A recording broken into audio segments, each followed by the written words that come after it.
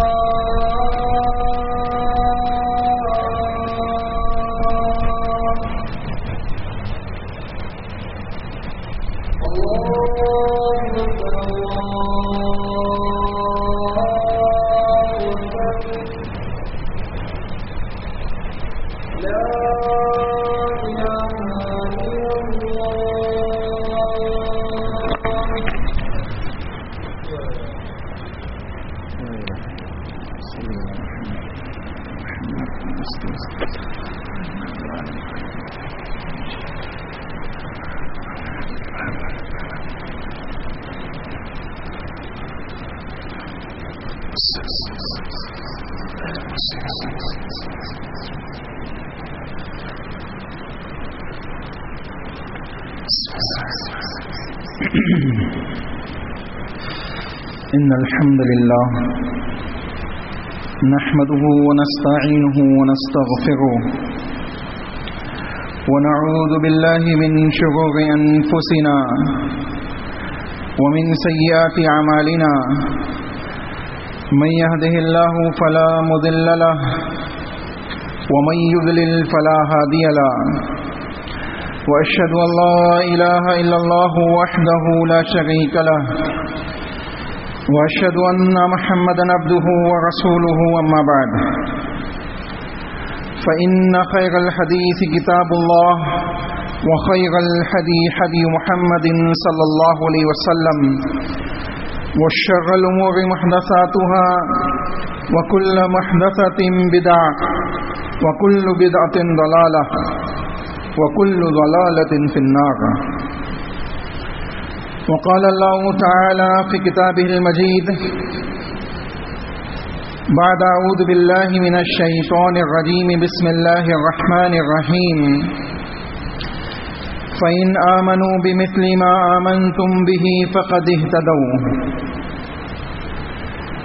وقال في موضع آخر يا أيها الذين آمنوا أطيعوا الله وأطيعوا الرسول وأولي الأمر منكم فإن تنازعتم في شيء فردوه إلى الله والرسول. تمام قسم کی حمد و ثنا کبریائی بڑائی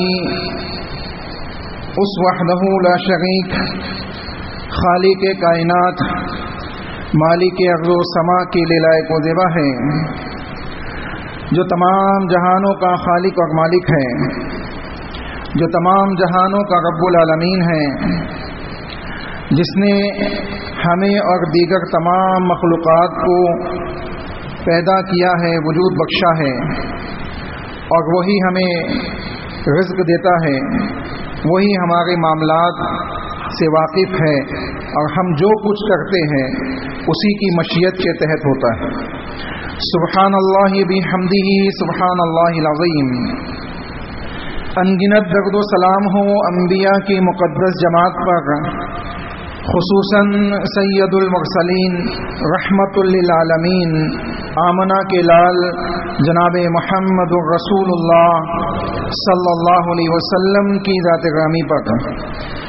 اللہم صلی علی محمد وعلی آل محمد کما صلیت علی ابراہیم وعلی آل ابراہیم انک حمید مجید.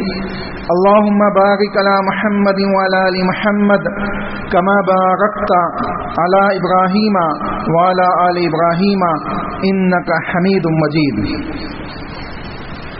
محترم سامعین و پردہ نشین خواتین اسلام، پچھلے چند جمعوں سے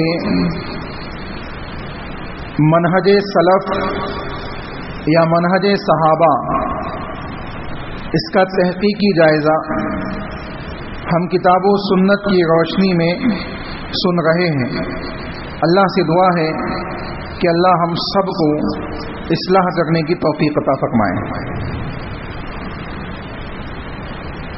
جب ہم یہ بات کہتے ہیں کہ انسان کو اللہ اس کے رسول کی ہی اطاعت کرنی چاہیے اور رسول اکرم صلی اللہ علیہ وسلم کے صحابہ رضی اللہ عنہم اجمعین کے منہج کو تھام کر زندگی گزارنی چاہیے.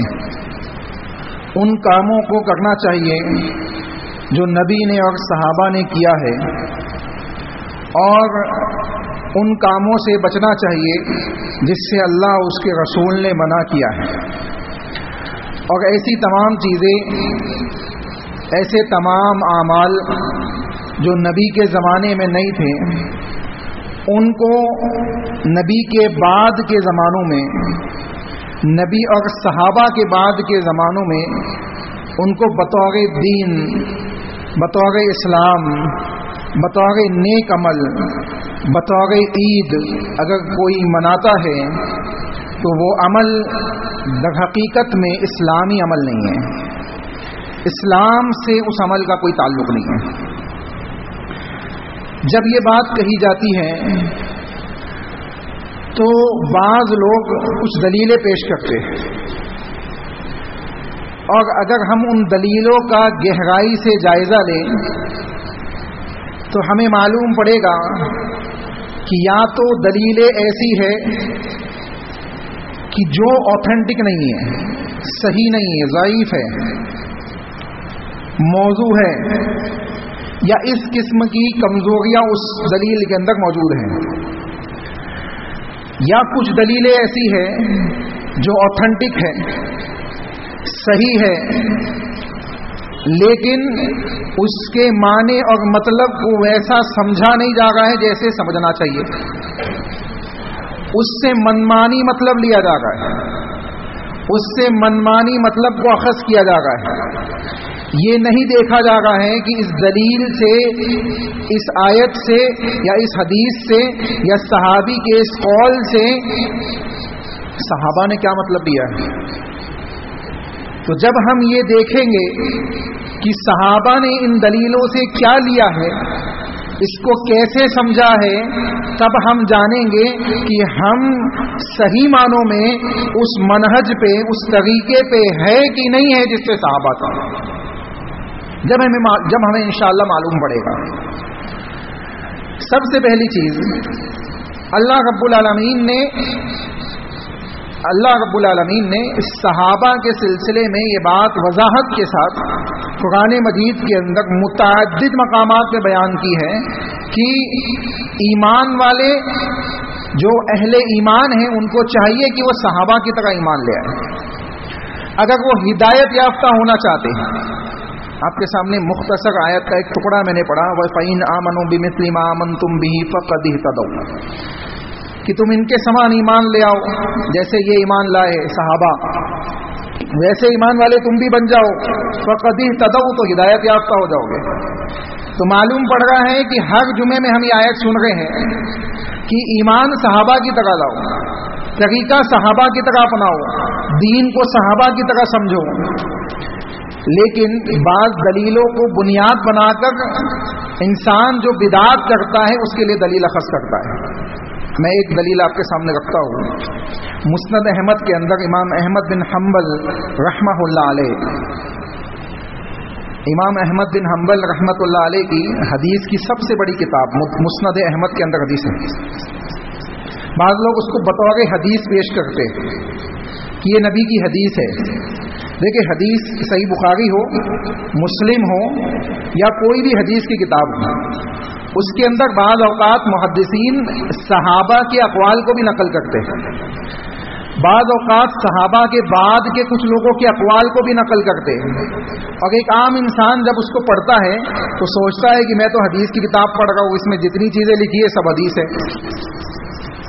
اب جیسے مثال کے طور پہ اگر امام بخاری نے کسی کا قول نقل کیا ہے हमको समझना चाहिए कि कौन सा कौल है और उसके मुताबिक जो उसके बाद या पहले हदीसें आई है वो किस माने में है। हम जब समझेंगे ना तो हमें मजा आएगा पढ़ने में। इमाम बुखारी ने अगर किसी शख्स का कोई कौल नकल किया, किसी इमाम का कौल नकल किया है कि इमाम सौगी ने बात कही है, इमाम इब्न तैमिया ने बात कही है, इसहाक रहमतुल्लाह अलैह ने बात कही है, वो एक कौल नकल करते हैं, उसके बाद एक हदीस लाते हैं, उसके बाद क्या करते हैं, हदीस लाते हैं। अब हदीस जो है कौल के मुताबिक होगी, यानी कौल के अंदर जो बात कही गई है उसकी मुआफ़िक़त करेगी, या हदीस उसके खिलाफ होगी। दो बातें होगी। जिसका कौल लाया है इमाम बुखारी ने उसके मुआफ़िक़त में हदीस लाएंगे। जैसे कोई कहे कि हमें 5 वक्त की नमाज पढ़नी है और हम कहे कि अल्लाह रब्बुल आलमीन ने किताबुल्लाह के अंदर हमें अकीमुस सलाह कह के नमाज पढ़ने का हुक्म दिया है और नबी ने हमें क्या किया है, ये बताया है कि अल्लाह ने मेराज के अंदर 50 वक्त की नमाजें अता की और उसके बाद 5 वक्त की बाकी रख दी और कहा कि 5 वक्त की नमाजों में 50 वक्त की नमाज का सवाब दे दूंगा। तो कौल क्या था? कौल ये था कि हमें 5 वक्त की नमाजें अल्लाह ने दी है और दलील ये है कि अल्लाह ने अकीमुस सलाह कह के फर्ज कर दी और नबी ने बताया कि 5 टाइम की फर्ज है। तो ये कौल के मुआफ़िक़त हो गया। ये कौल की क्या हो गई? मुआफ़िक़त में कुरान और हदीस की बात आ गई। कोई कहे कि नहीं 50 वक्त की नमाज थी, 50 वक्त की नमाज हमें पढ़नी है। जैसे बाज़ लोग आप देखेंगे 5 वक्त की नमाज 3 वक्त में पढ़ लेते हैं। ऐसे लोग हैं माशरे के अंदर जो 3 टाइम की नमाज पढ़ते, 5 वक्त की नमाजों को जमा कर लेते, 3 टाइम अदा करते, 3 टाइम की अजान और जमात 3 ही टाइम होती है उनके। तो ये क्या दलील है उनके पास? दलील कुछ नहीं है। तो मालूम पड़ रहा है कि अगर एक बात आप जिक्र कर रहे तो उसके पीछे दलील होनी चाहिए। तो इमाम बुखारी अगर किसी का कौल नकल करते हैं, उसके नीचे हदीस लाते हैं, तो उस हदीस के या तो वो कौल के मुआफ़िक़त में होगा या तो मुखालिफत में होगा। अगर मुआफ़िक़त में है तो इमाम बुखारी रहमतुल्लाह अलैह ये बताना चाह रहे हैं कि ये कौल सही है, इसके मुआफ़िक़त में ये हदीस है। और अगर मुखालिफत में है तो इमाम बुखारी रहमतुल्लाह अलैह उस कौल के जरिए, उस हदीस के जरिए उस कौल का रद्द कर रहे हैं कि ये कौल सही नहीं है। बाज़ औक़ात इंसान हर पढ़ने वाले कौल को हदीस में है, देखो मैंने बुखारी में पढ़ा है, बोल के कहता है कि ये देखो ये कौल है, उसके नीचे की हदीस समझता नहीं है और समझता है कि ये भी दीन का हिस्सा है। तो मैं आपके सामने एक हदीस, जो लोग हदीस बोल के पेश करते, उसको मैं आपके सामने रखना चाहता हूँ। मुस्नद अहमद के अंदर इमाम अहमद बिन हम्बल ने नकल किया है अब्दुल्ला इब्न मसूद रज़ी अल्लाह अन्हु के हवाले से। लोग इसको हदीस के तौर पे पेश करते, लेकिन सही बात यह है, मुहद्दिसीन ने इसकी तहकीक के बाद लिखा है कि ये हदीस नहीं है, ये मौकूफ है। मौकूफ का मतलब ये होता है कि सहाबी का कौल है, सहाबी पे आके स्टॉप हो गई रिवायत, नबी से कहना साबित नहीं है। तो मौकूफ वो हदीस होती है जिसके अंदर हम ये कह सकते हैं कि सहाबी का कौल है। ये क्या है? मुख्तसर में अगर उसको समझना है तो इस सहाबी का क्या है? कौल है, असर, जिसे असर भी कहा जाता है। अब देखें तो सही बात क्या है? मुहद्दिसीन की तमाम बातें अगर मैं यहाँ नकल करने बैठूँ तो काफ़ी वक्त लग जाएगा। मुहद्दिसीन की तमाम बातें पढ़ने के बाद, जमा करने के बाद ये बात मालूम पड़ती है कि हदीस नहीं है बल्कि क्या है? अब्दुल्ला इब्न मसूद का असर है।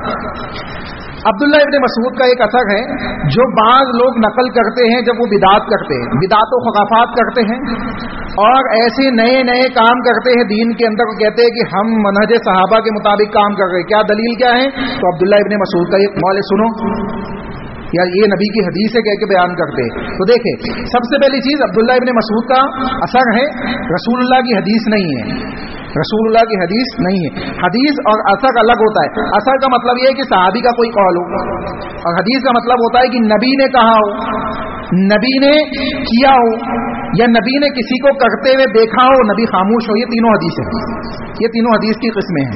अब देखें, अब्दुल्ला इब्न मसूद रज़ी अल्लाह तआला अन्हु बयान फरमाते हैं, मा रआहुल मुस्लिमूना हसनन फहुवा इंदल्लाहि हसनुन, कि जो चीज मुसलमानों के नजदीक अच्छी हो अल्लाह के नजदीक भी अच्छी होती है।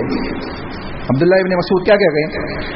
मा रआहुल मुस्लिमूना, जिस चीज को मुसलमान अच्छा जाने, हसनन अच्छा जाने, यानी अच्छा देखे ना अच्छा जाने, जिसको मुसलमान अच्छा जाने, अच्छा समझे, जिस काम को मुसलमान अच्छा समझे, فَهُوَ عِندَ اللَّهِ حَسَنٌ، وہ اللہ کے نزدیک بھی اچھی ہوتی ہے، وہ اللہ کے نزدیک بھی اچھی ہوتی ہے۔ اب دیکھیں جتنی بھی بدعت ہے، کون کر رہے بدعت؟ مسلمان، اور ہر مسلمان جو بدعت کرتا ہے وہ بدعت کو اچھا سمجھتا ہے، اچھا سمجھتا ہے نا، وہ دلیل اس سے لیتا ہے۔ وہ دلیل کہاں سے لیتا ہے؟ عبداللہ ابن مسعود کے اس قول سے، کہ عبداللہ ابن مسعود نے نبی سے نقل کیا، حالانکہ نبی سے نقل نہیں کیا انہوں نے، موقوف حدیث۔ تو عبداللہ ابن حدیث کے طور پہ بیان کی جاتی ہے کہ رسول اللہ نے کہا، اگر ہم موقوف کو رسول اللہ کی طرف نسبت دے دیں تو ہم جھوٹ بول گئے، سمجھ آئی بات؟ تو سب سے پہلی چیز عبداللہ ابن مسعود کا قول ہے۔ دوسری چیز انہوں نے کہا کہ جس چیز کو مسلمان جس عمل کو اچھا سمجھے وہ عمل اللہ کے نزدیک بھی اچھا ہوتا ہے، اللہ کے نزدیک بھی اچھا ہوتا ہے۔ اس کے بعد کہتے ہیں وَمَا رَآهُ سَيِّئًا فَهُوَ عِندَ اللَّهِ سَيِّئٌ، اور جو مسلمان جس کو برا جانے وہ اللہ کے نزدیک بھی برا ہوتا ہے، اللہ کے نزدیک بھی وہ کام اچھا نہیں ہوتا ہے۔ تو اگر اس کا مطلب یہ ہوا کہ اگر مسلمان کسی بدعت کو اچھا سمجھ رہا ہے تو بدعت بھی اچھی ہو گئی اللہ کے نزدیک، اگر مسلمان کسی نیکی کو برا سمجھ رہا ہے تو اللہ کے نزدیک نیکی بھی بری ہو گئی۔ سمجھ میں آ گئی بات؟ یہ دلیل لیتے ہیں لوگ، اہل بدعت اس دلیل کو پیش کرتے ہیں۔ اب سوال یہ ہے کہ کیا اس کا یہی معنی ہے جو پیش کیا جاتا ہے؟ کیونکہ یہی ٹکڑا پیش کیا جاتا ہے، اس کے پہلے اور بعد کی چیزیں چھوڑ دی جاتی ہے۔ ہم اس کو اسٹارٹنگ سے دیکھیں گے، عبداللہ ابن مسعود نے کیا بات کہی ہے۔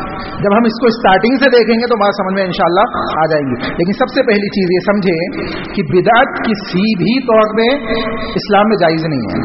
اللہ کے نبی صلی اللہ علیہ وسلم ہر جمعے کے خطبے میں کل بدعت ضلالہ وکل ضلالۃ فی النار یہ جملہ پڑھتے تھے کہ لوگوں سن لو، بدعت تمہیں گمراہیوں کی طرف لے جائے گی اور ہر بدعت تمہیں جہنم کی طرف لے جائے گی، یہ گمراہی ہے اور گمراہی جہنم کی طرف لے جانے والی ہے۔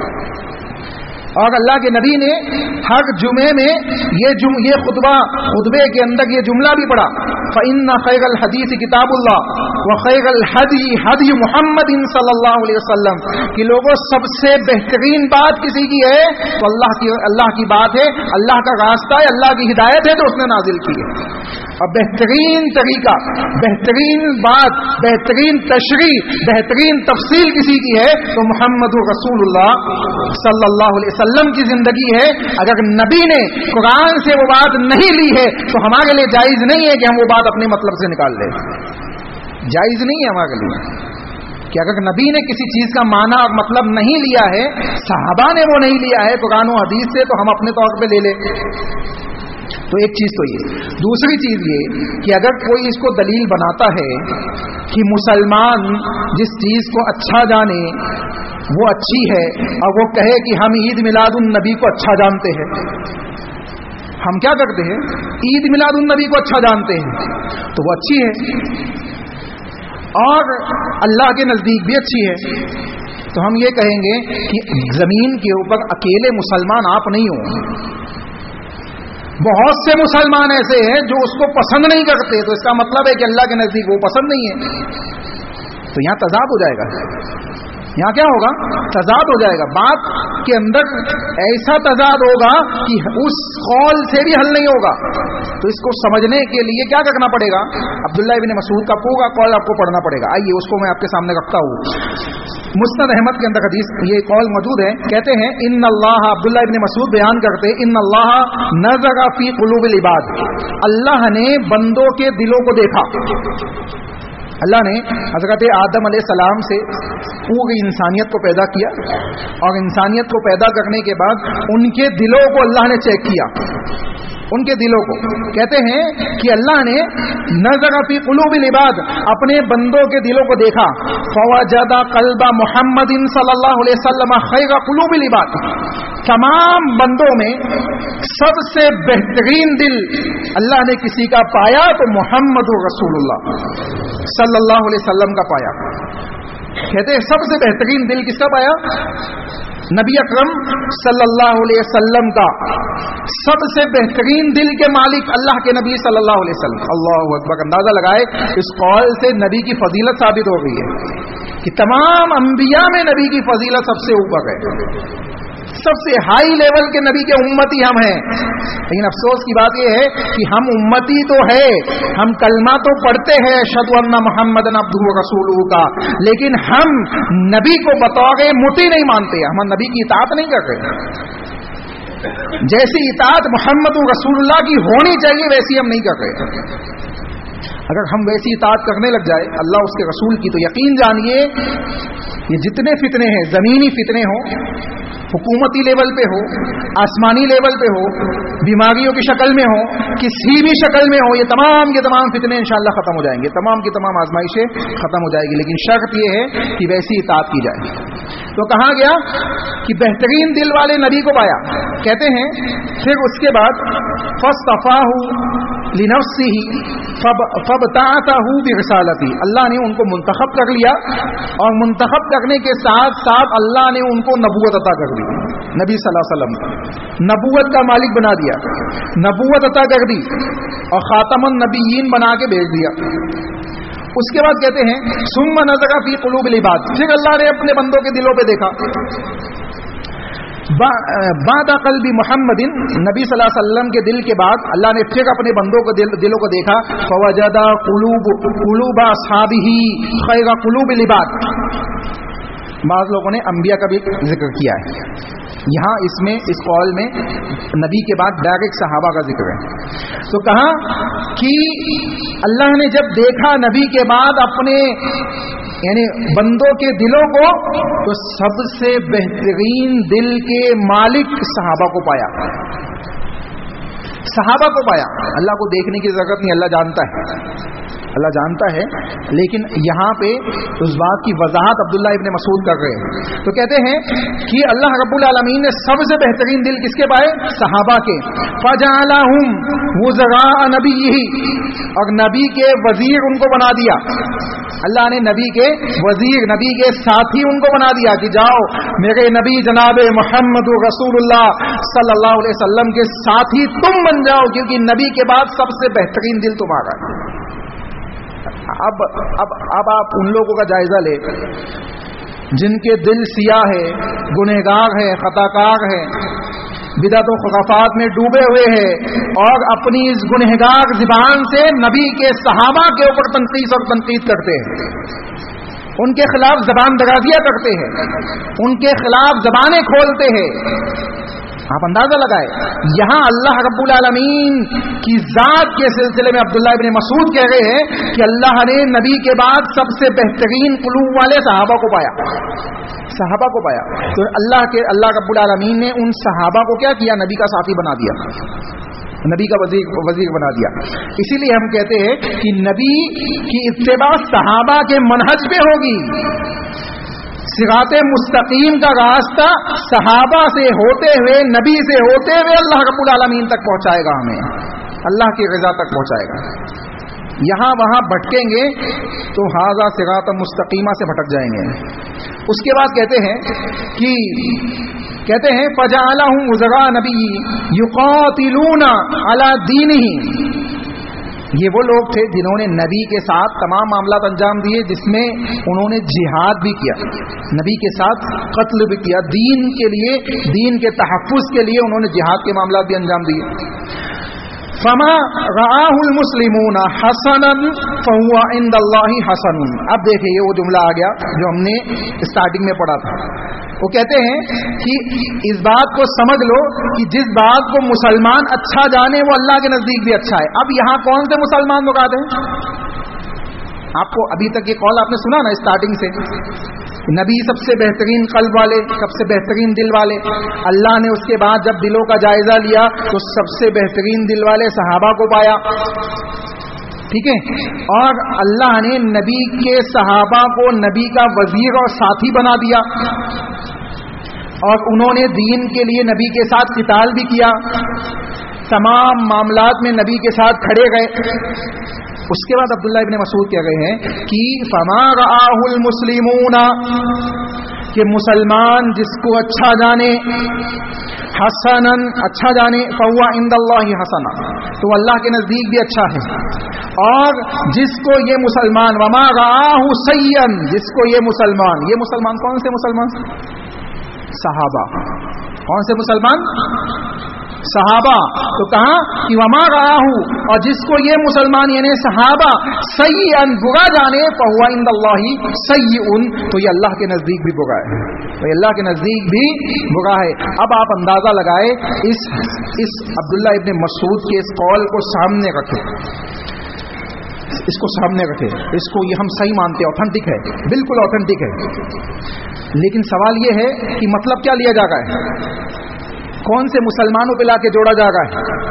ہم جیسے مسلمانوں کے اوپر جو 72 اور 73 فرقوں میں بٹ چکے ہیں، کہ وہ مسلمان جو اجتماعیت کے ساتھ نبی کے متبع تھے، جن کی کیفیت یہ تھی کہ جو نبی کہتے، جو نبی کرتے، ان کو نہیں معلوم ہوتا کہ وہ کیا کر رہے کیا نہیں کر رہے. نبی نے کہا، نبی نے کیا، اس کے پیچھے پیچھے کرتے چلے جاتے، یہ نہیں سوچتے اس کا فائدہ کیا ہوگا، اس کے پیچھے لاجک کیا ہوگی، اس کے پیچھے حکمت کیا ہوگی.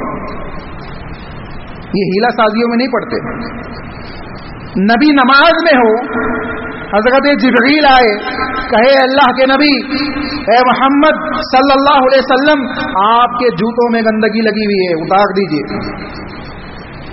رسول اکرم صلی اللہ علیہ وسلم اپنے جوتوں کو نکال کے سائیڈ میں رکھ دیتے، صحابہ پیچھے کھڑے ہوئے. اللہ اکبر، اندازہ لگائے، صحابہ پیچھے کھڑے ہوئے ہیں، اور رسول اکرم صلی اللہ علیہ وسلم کے وہ صحابہ، تمام کے تمام صحابہ دیکھتے نبی نے نماز کے حالت میں جوتے نکال دیے، وہ سب کے سب اپنے اپنے جوتے نکال کے سائیڈ میں رکھ دیتے.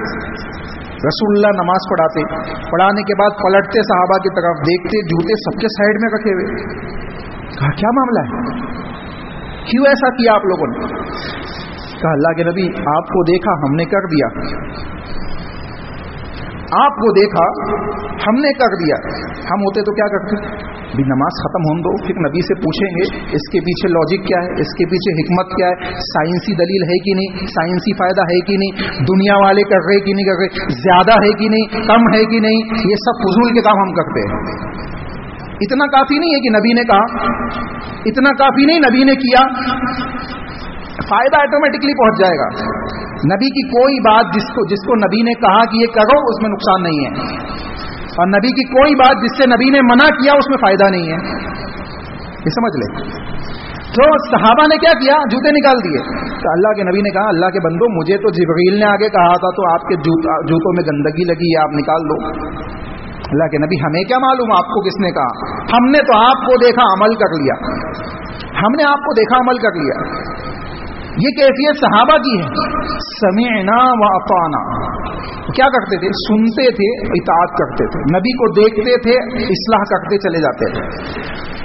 اور اہل یہود، اہل کتاب اور منافقین کی صفت اللہ نے بیان کی ہے کتاب اللہ کے اندر. سمعنا و عصینا، وہ کیا کرتے؟ سنتے تو ہے نبی کی بات، لیکن نافرمانی کرتے، نافرمانی کرتے. آج ہمارے معاشرے میں کتنے لوگ ایسے ہیں جن کو معلوم ہے کہ نبی نے اپنا میلاد نہیں منایا، انہوں نے سنا نہیں کبھی، ان کو معلوم نہیں ہے، نبی کے صحابہ نے نہیں منایا. دیکھیں نبی کا دل سب سے بہتر، نبی کے صحابہ کا دل تمام انسانوں میں سب سے بہتر. جب بہترین دل والے لوگ جو سب سے زیادہ نبی سے محبت کرتے ہیں وہ نہیں منا رہے ہیں، وہ نہیں منا رہے ہیں، اس کو دین نہیں سمجھ رہے ہیں، دین کا حصہ نہیں جان رہے ہیں. اب بعد میں آنے والے لوگ اس کو دین کا حصہ سمجھے. کب اسٹارٹ ہوئی؟ سب سے پہلی میلاد النبی، نبی کے نام پر میلاد کا جشن جو منایا گیا سب سے پہلے 600 سال بعد، 600 ہجری کے 630 ہجری میں جو جس نے اسٹارٹ کیا تھا وہ 630 ہجری میں اس کا انتقال ہوا، یعنی 600 سال بعد یہ چیز اسٹارٹ ہوئی. اب اندازہ لگائے کوئی صحابی تھا اس زمانے میں؟ کوئی صحابی تلاش کر لیجئے کتنے سال بعد تک صحابی تھے. میکسیمم 100 سے 150 سال کے اندر تمام کے تمام صحابہ، 150-200 سال کے اندر صحابہ کی جماعت ختم ہو چکی تھی. 600 سال بعد جو چیز عمل میں آ گئی ہے اس کو ہم بطور دین نہیں بطور عید منا رہے ہیں. اور عید تو چھوڑیے، بعض لوگ عید کے طور پہ نماز پڑھ رہے ہیں، عید کی نماز کے طور پہ نماز ادا کی جا رہی ہے. سمجھانے کے لیے جب کہی جاتی نا بات کہ بھائی دیکھو عید اللہ نے 2 دی ہے، عید الاضحیٰ عید الفطر، اور ان عید میں اللہ نے، اس کے رسول نے ہم کو آرڈر دیا ہے 2 رکعت نماز پڑھو. تم عید مناتے ہو میلاد کے نام پر اور تم اس میں نماز بھی نہیں پڑھتے ہو. ہاں بات تو صحیح ہے، اب سمجھنا چاہیے نا اس سے ہونا کیا چاہیے کہ اصلاح ہونی چاہیے. اب اگلے سال سے نماز بھی سٹارٹ کر دی، بولے اب چلو نماز بھی چالو کر دیتے، تو یہ نماز کا اعتراض ہی ختم ہو جائے گا. اللہ اکبر، یہ کیفیت ہے آج ہماری، یہ ہماری کیفیت ہے. اندازہ لگائے یہاں عبداللہ ابن مسعود جن لوگوں کو کہہ رہے ہیں، جن لوگوں کے سلسلے میں کہہ رہے وہ صحابہ ہیں، اس میں کوئی دو رائے نہیں ہے کہ وہ صحابہ کی جماعت ہے. دلیل کیا ہے؟ دلیل ہے اللہ رب العالمین نے بیان فرمایا وَمَن يُشَاقِقِ الرَّسُولَ مِن بَعْدِ مَا تَبَيَّنَ لَهُ الْهُدَى وَيَتَّبِعْ غَيْرَ سَبِيلِ الْمُؤْمِنِينَ. سبیل المؤمنین جو اللہ نے بیان کیا، اس سبیل المؤمنین کی تشریح اور تفصیل اٹھا کے آپ دیکھ لیں. عبداللہ ابن عباس جو مفسر قرآن ہے صحابہ میں، بیان کرتے ہیں کہ سبیل المؤمنین کے معنی کے اندر صحابہ کی جماعت داخل ہے، اور سبیل المؤمنین اگر صحابہ ہے تو المسلمون بھی صحابہ ہے. المسلمون بھی صحابہ ہے، کیونکہ مومنین کے اندر مسلمون تو آٹومیٹکلی داخل ہیں. تو معلوم پڑ رہا ہے کہ جو عبداللہ ابن مسعود کہہ رہے ہیں کہ جس چیز کو مسلمان اچھا دیکھے وہ اللہ کے نزدیک بھی اچھی ہے، اس کا مطلب یہ ہے کہ جس چیز کو صحابہ اچھا دیکھے وہ اللہ کے نزدیک بھی اچھی ہے، اور جس چیز کو صحابہ برا جانے وہ اللہ کے نزدیک بھی بری. عبداللہ ابن مسعود ہی کو دیکھ لے آپ. رسول اللہ کا انتقال ہوا، مسجد نبی میں کچھ لوگوں کو دیکھا کنکری سے سبحان اللہ تسبیح پڑھ گئے، کنکریاں جمع کر لیے. نبی کے زمانے میں زمین میں کنکریاں نہیں تھی، زمین میں نبی کے زمانے میں کنکری تھی کہ نہیں تھی؟ نبی نے ہاتھوں میں گننا سکھایا ہمیں، نبی نے ہاتھوں میں گننا سکھایا. عبداللہ ابن مسعود دیکھ رہے، جب دیکھے لوگوں نے آنکھیں بتایا کہ مسجد نبی میں ایسا عمل سٹارٹ ہے، غصے سے جلدی مسجد نبی پہنچے، لوگوں کو دیکھا، کہاں یہ کیا کرتے ہو؟ ابھی نبی کی قبر کی مٹی سوکھی بھی نہیں ہے، تم نے دین کے اندر بدعت ایجاد کر دی ہے. جب نبی نے ہاتھوں پہ پڑھا ہے تو تمہیں بھی ہاتھوں پہ پڑھنا چاہیے. اب لوگ پوچھتے زیادہ ہو جاتا ہے، کم ہو جاتا ہے، بھول جاتے، کوئی مسئلہ نہیں. لا یکلف اللہ نفسا الا وسعها، اللہ کے جو آپ کے تکلفات میں نہیں ہے اللہ اس کی پکڑ نہیں کرے گا، اللہ ثواب دے دے گا. اللہ بہت رحیم ہے، بہت غنی ہے، اللہ نیکی دے دے گا. زیادہ پڑھ لو گے تو بھی مسئلہ نہیں ہے، کوئی مسئلہ نہیں ہے، لیکن سنت نہیں چھوٹنی چاہیے، سنت نہیں چھوٹنی چاہیے. اگر سنت نبی کے خلاف ہے تو عمل قابل قبول نہیں ہے، وہ عمل قابل قبول نہیں ہے. اللہ کے نبی محمد رسول اللہ صلی اللہ علیہ وسلم کی اتنی سی سنت کی مخالفت کو بھی صحابہ برداشت نہیں کرتے تھے. ہمارے یہاں تو بڑی بڑی ہو گئی ہے، بڑی بڑی مخالفتیں ہو گئی. 600 سال بعد جو عمل سٹارٹ ہو رہا ہے اس کو ہم دین کا حصہ مان گئے.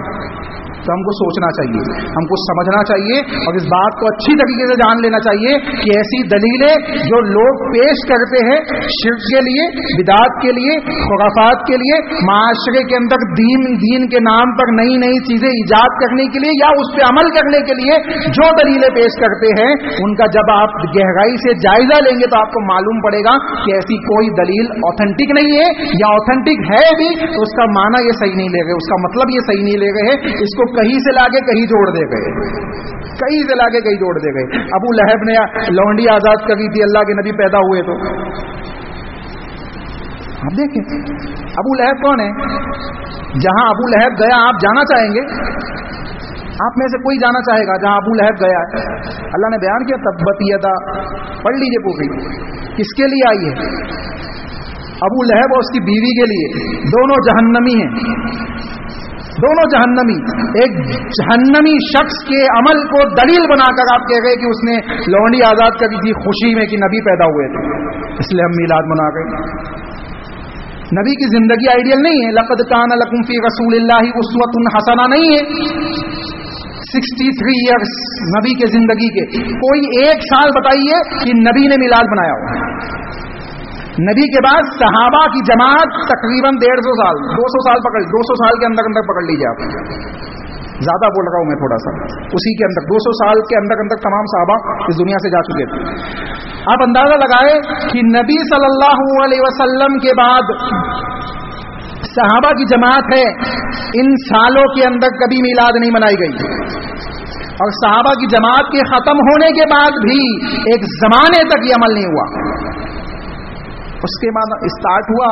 اور ہمارے مسلمان تو آج بھی وہی کیفیت ہے کہ ہم کوئی چیز سوشل میڈیا پہ بھی دیکھتے ہیں تو اس کو فوراً مان لیتے, فوراً تسلیم کر لیتے. سورہ کوثر پڑھنا ہے, بھائی اصل بات کیا ہے, تو وہ میسج آیا ہے پوری دنیا والوں کو بول دو, فلاں شیخ نے خواب میں دیکھا ہے, انہوں نے کہا ہے کہ سورہ کوثر پڑھنے کا نبی نے ہم کو حکم دیا ہے. اللہ اکبر. یہ ہماری کیفیت ہے, یہ ہمارا ایمان ہے, یہ ہمارا عقیدہ ہے, یہ ہمارا اسلام ہے. تو ہم کو چاہیے کہ ہم اپنی اصلاح کریں. اللہ سے دعا ہے کہ اللہ صحیح معنوں میں ہمیں ان باتوں کو سمجھنے کی توفیق عطا فرمائے. اللہ اس کے رسول کی اطاعت کے ساتھ اپنی زندگیوں کی اصلاح کرنے کی توفیق عطا فرمائے. جو خطائیں, جو غلطیاں ہم سے ہوتی ہے, اللہ اس کی اصلاح کرنے کی توفیق عطا فرما. اللہ تو ہمیں معاف فرما, ہمیں نیکیوں کی طرف پلٹا دے, رجوع اللہ کرنے کی توفیق عطا فرما دے. اللہ توبۃ النصوحہ کرنے کی توفیق عطا فرما دے. اللہ ہمارے دلوں کو تیری رضا کی طرف پھیر دے, ہمارے اعمال کو قبولیت کے درجے پہ پہنچا دے. اے اللہ ہم جو بھی ٹوٹے پھوٹے اعمال کرتے ہیں, اللہ اس کو قبول فرما لے. اے اللہ قبول فرما لے. اللہ اگر تو قبول نہیں کرے گا تو ہمارے اعمال کسی کام کے نہیں ہوں گے. اے اللہ ہمارے اعمال کو قبول فرما لے. اے اللہ ہم گنہگار ہیں, خطا کار ہیں. اے اللہ سیئات کے ساتھ زندگیاں گزر رہی ہے لوگوں کی. اے اللہ دنیا کے اندر فساد ہمارے گناہوں کی وجہ سے پھیلا ہوا ہے, لیکن مالک تو رحمان ہے, تو رحیم ہے, تو تواب ہے, تو غفور ہے. اے اللہ تیرے اسماء و صفات کا تجھے حوالہ دے کے ہم دعا کرتے کہ تو ہمارے گناہوں کو معاف کر دے, ہمارے گناہوں کو معاف کر دے, ہمارے گناہوں کو نیکیوں سے تبدیل کر دے, ہمارے دلوں کو معصوم بنا دے, ہمارے دلوں کو صاف و شفاف کر دے, ہمیں کثرت سے توبہ و استغفار کرنے کی توفیق عطا فرما دے. اے اللہ جس طریقے سے موسم بدلتے ہیں, اے اللہ ہمارے گناہوں کے وجہ سے جو دل سیاہ ہو چکا ہے, اس کو بدل کے سفید کر دے, اس کو بدل کے معصوم کر دے. جیسے یہ بچپن میں پیدا ہوتے ہوئے تھا, اے اللہ ویسا معصوم کر دے. اے اللہ ہمارے گناہوں کو معاف کر دے. اے اللہ مسجدوں سے اپنے تعلق کو جوڑنے کی ہمیں توفیق عطا فرما دے. اے اللہ کتاب اللہ سے اپنے تعلق کو جوڑنے کی ہمیں توفیق عطا فرما دے. اے اللہ سنت رسول کے مطابق اپنی زندگیوں کو گزارنے کی توفیق عطا فرما دے. اے اللہ صحابہ کے منہج کے مطابق اپنی زندگیوں کو گزارنے کی توفیق عطا فرما دے. اے اللہ جو خطائیں ہم سے ہوئی ہے اسے معاف فرما دے. اے اللہ جو لوگ موجود ہیں ان کو کتاب و سنت کے مطابق اپنی زندگیوں کی اصلاح کرنے کی توفیق عطا فرما. صحابہ کے منہج کے مطابق زندگی گزارنے کی توفیق عطا فرما. صحابہ کے منہج کے مطابق عقیدے بنانے کی توفیق عطا فرما. اے اللہ جو اس دنیا سے جا چکے ہیں ان کی مغفرت فرما دے. اے اللہ ان کی مغفرت فرما دے. اے اللہ ان کی قبروں کو جنت کا باغ بنا دے. اے اللہ ان کے لیے جنت کے بستروں کو بچھا دے. اے اللہ ان کے لیے جنت کی کھڑکیوں کو کھول دے. اے اللہ ان کو عذاب قبر سے محفوظ فرما لے. اے اللہ ان کو عذاب قبر سے محفوظ فرما لے. اے اللہ ان کو عذاب قبر سے محفوظ فرما لے. اے اللہ ان کے لیے عذاب ہے, ان کے لیے قبر کے معاملات کو آسان فرما دے. اے اللہ ان کے لیے قبر کے معاملات کو آسان فرما دے. اے اللہ ہمیں بھی جانا ہے, اے اللہ ہمیں بھی اس قبر میں داخل ہونا ہے. اے اللہ اس آنے والی آخرت کی پہلی منزل کے لیے ہم تمام گنہگاروں کو انتظام کرنے کی توفیق عطا فرما دے. اس کے لیے تیاریاں کرنے کی توفیق عطا فرما دے. اس میں ہونے والے سوال و جواب میں ثبات قدمی عطا فرما دے. اے اللہ اس میں جو عذابات ہے اللہ ان سے ہمیں محفوظ فرما لے. اے اللہ جو اس میں نعمتیں ہیں وہ ہمیں عطا کر دے. اے اللہ جو اس میں جنت کے بسترے ہیں, جنت کی کھڑکیاں ہیں, اے اللہ جو نعمتیں حدیث کے اندر آئی ہے اللہ وہ ہمیں عطا کر دے. اے اللہ ہم گنہگار ہیں, تیری رحمت کے بغیر ہم جنتوں میں داخل نہیں ہو سکتے. اے اللہ دنیا و آخرت میں اپنی رحمتوں میں ڈھانپ کر ہمیں دنیا سے بھی گزار دے, آخرت سے بھی گزار دے, اور جنتوں کا مستحق بنا دے, جنت الفردوس کا مستحق بنا دے, جہنم کی آگ سے ہم سب کی حفاظت فرما لے. آمین. ربنا تقبل منا انك انت السميع العليم وتب علينا انك انت التواب الرحيم برحمتك يا ارحم الراحمين.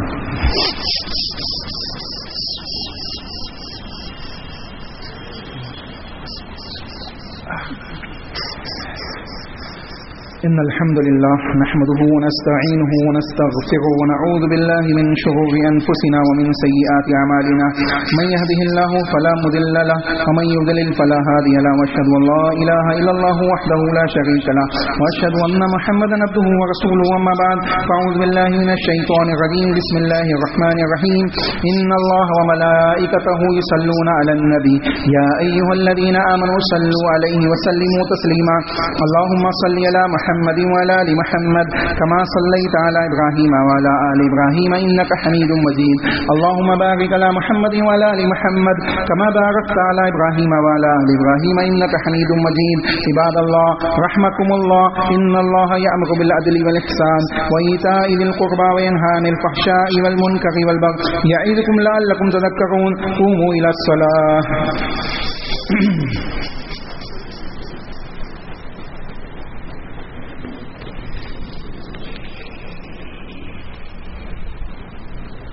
الله أكبر الله أكبر أشهد أن لا إله أشهد أن محمدا رسول الله حي على الصلاة حي على الفلاح قد قامت الصلاة قد قامت الصلاة